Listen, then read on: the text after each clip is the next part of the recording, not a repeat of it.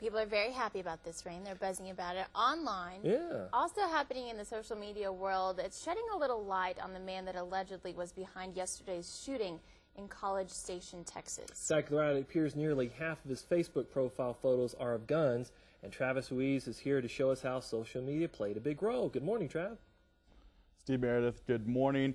Really a big deal yesterday. It happened just about a block off of the University of Texas A&M. His name is Thomas Caffel. Police say a constable went to his home to serve an eviction notice. He's 35 years old, and according to police, Caffel opened fire and led to a standoff and a shootout.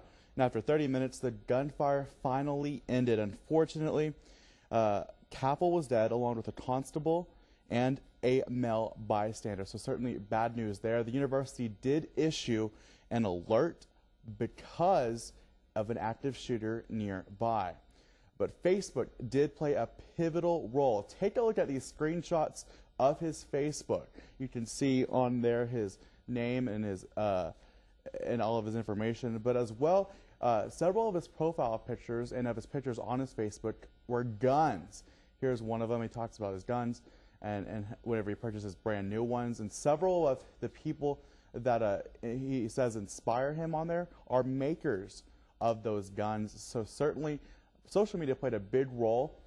And you know, with all these shootings lately, it appears that social media, continues. You can see warning signs on those.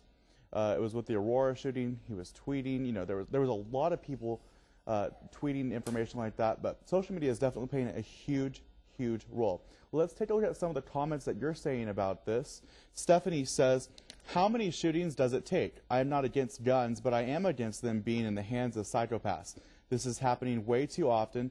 Don't even go there with people who say, if I had a gun, I would have taken the killer down. Unless the person has military training or law enforcement training, I would not trust someone who has no experience trying to play hero, because more innocent people could die in the crossfire." She makes a really good point there.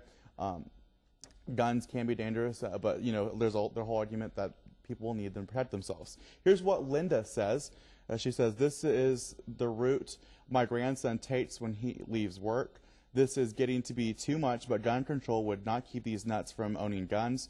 Does making drugs illegal keep the druggies clean and sober?"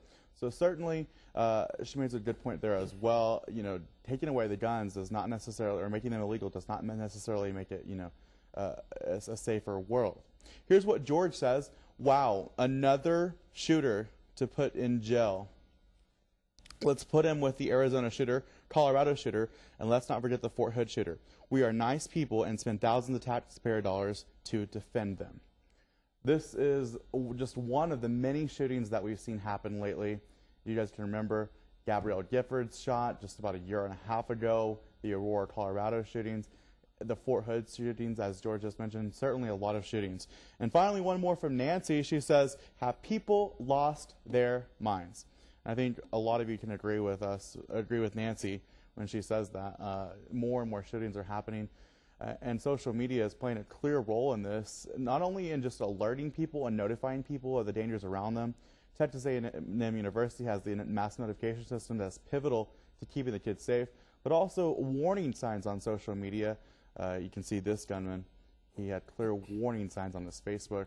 So if you see someone like that in your Facebook, I think it's important that you take the appropriate steps. Meredith, Steve?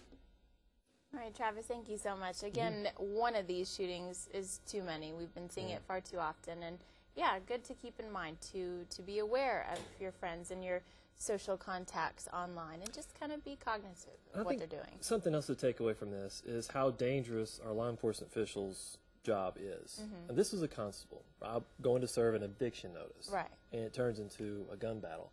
These guys put their and gals put their lives on the line every day, and it's something to keep in mind. Talk about tough jobs to have. There you go, and their families.